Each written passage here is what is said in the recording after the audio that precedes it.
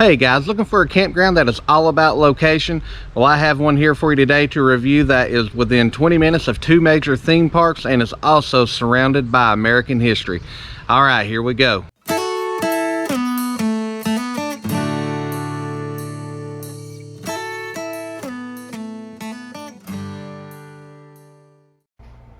Okay guys, so here we are pulling up to the park. The first time you do this, you're going to come up to a gate, and on the left hand side there's going to be a phone that you're able to pick up, and you're going to just call the front office. At that point they will let you in. You will then drive up to the front office. It is a little bit tricky because there's a lot of one-lane roads, which is why I'm showing this here. But then once you get there, you'll pull in, you'll go inside, then they will give you a gate code for the rest of your stay there, whether it's 1 or 2 weeks. And at that point, you're set to go. But this is just a way to show you to get in because this one was a little bit different than some of them. So I thought I would share this out. Alright guys, now we'll move on to the other amenities of the park and talk about the different stuff as you roll through the video here. Okay guys, so now we'll talk about the map, and here is that entrance I was showing. So whether you're coming from the right or the left, you'll come in, you'll come through. They do have additional parking over here. The one thing I will say is be careful of potholes. There is a lot of potholes in these roads. So after you go through the gate, you will come through, and then you're going to come all the way up here, which is exactly what I showed. You're going to drive up to here. And this is where you're going to check in at, which is right here by this trash can or the trading post. But as you can see, everything in this park is pretty well centrally located right in this area here. So this is where you're going to have your mini golf, your indoor jacuzzi, pool, all that good stuff. We did not get to see none of that because everything was closed due to COVID when we were there. But they've got a basketball court, they've got a swimming pool, and it did look like a nice swimming pool. They've got a kiddie pool, and then you got the trading post, which is where you check in. There's also a restaurant in there, so that's really cool. They got showers in here, and then you've got showers over here as well with another trash can. We actually stayed in A30, I think, when we were there. They do have a volleyball court that they show on here. I did not really see anything that pretended to be a volleyball court when we were there. But all the sites typically are full hookup. They have a few that are not, but for the most part, all the sites are full hookup. They all pretty much have 50, 30, 20 amp service, so that's a good thing. Then they've got this really neat pond back here, which is also a 10 area that they use back here. It's a pretty area, and you will see some of the walking trail in the video. And then this area that is way back here, this is mostly annual people staying here. There are a few open spots, so I will say if you like it quiet, this is probably the better area to be. I mean, it was really nice. And then they have a little playground here and trash cans here. And then there is also a dump station here. And then they do have horseshoes here as well. And they were okay. This park was an okay park, and I'll get more into talking about that when we get there. But it's really all about the location. I just wanted to quickly show you the map, show you kind of how these roads go back and forth. And like I say, these are all one-lane roads. You do have several bathhouses in here. But you have to be careful going up and down these roads because they are one lane and it is very, very narrow.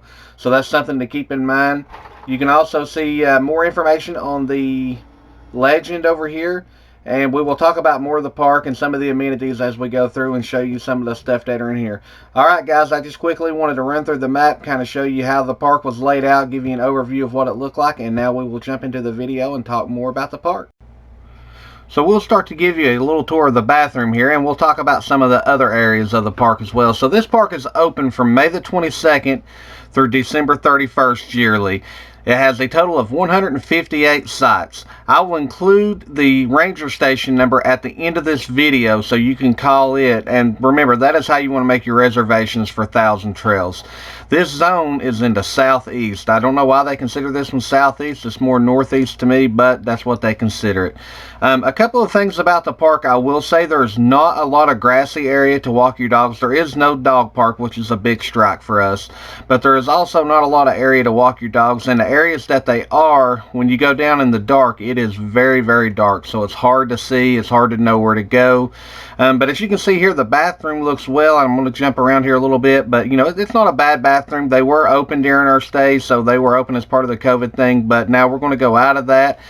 We'll show you the basketball court. So this is that center area. We'll show several things through here like the ball court, the pool, the horseshoes, and all that good stuff. This was a really clean, nice looking area. So, definitely this is the center focal point of the whole park. But some of the other things about this park are the Wi-Fi here is absolutely incredible. So you are very close to all the city and stuff like that. So the Wi-Fi, AT&T and Verizon for us both ran incredibly well. Some of the other stuff here that you're going to see are you're very close to Colonial Williamsburg. You're within 15 minutes of Colonial Williamsburg. You're probably within 30 minutes of Busch Gardens or Water Country USA. So there is a ton of stuff to get into. That is absolutely incredible. You will not run out of stuff to do. Here's the laundromat. I will tell you on these, the prices for the washers and the dryers, I think were $2 each. We did use them once just to dry because we wanted to hurry up and get stuff dry. We, of course, never use them for washing unless we're washing something big. But there you go. So you see the price on both were $2 each. Overall, it wasn't a bad campground. It wasn't very well kept up. It did have its issues, and that's just part of, I think, every 1,000 trails. And here I'm taking you down the back trail by the pond. A very pretty area. A lot of people sat down here and fished. There is some tent camping back in this area as well, but just a really cool place to get back here and hang out. But overall, the park was good, especially for what you're going for, which is the location. And even though we've gone through some of the amenities, some of the things you will see there are shuffleboard, mini golf. Again, they've got the indoor pool, volleyball court, tennis courts, bocce ball. They have an indoor and outdoor swimming pool according to their map. Pets are welcome here. Again, you may have a hard time walking them. They got picnic, barbecue areas, basketball court, Biller's game room, which of course was closed off. They do have pay-for Wi-Fi. Don't know anything about that. They've got pay-for cable TV. I never used that. Some of the other things are pickleball, horseshoes. You've seen the playground, a laundry facility, and the stores. And they've got the indoor whirlpool hot tub. And there you see the ranger station number that you can call to get all the information that you need. Thank y'all for watching, and I invite you to subscribe, like, share, and leave a comment.